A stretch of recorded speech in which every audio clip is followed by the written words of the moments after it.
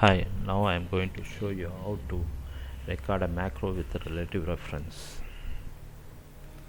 Go to Excel now. Okay, we are going to macro. Maybe you are in home, you can find view macros. There is a record macro.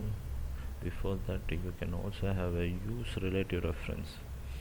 When you record a macro directly, then it will be just a absolute macro. That means it will just run the same position, it will keep the same position, and whenever you run it, it will go to the same position. But when you use the relative reference, where the cell is, that cell will be used. Okay, where you click, that position will be the relative reference position. Okay, I will teach you this one now. Okay, we use relative reference. Okay, now go to record macro, relative macro name.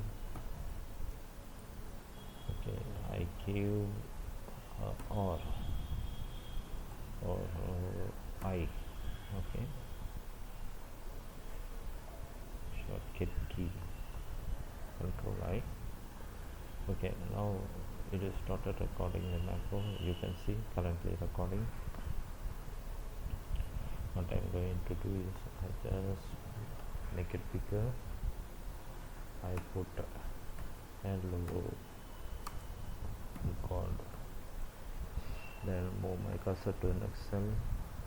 I change this cell to yellow color, then I go here, change it okay to exclamation mark.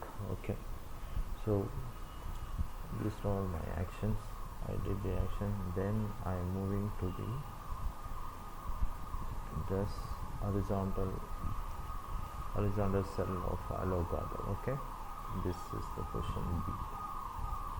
So now I stop the macro.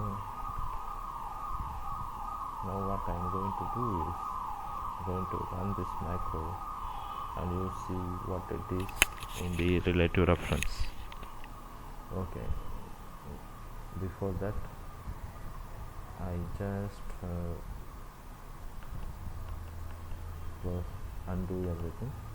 Okay, now I run. I place my cursor in some other place, D. Now I run.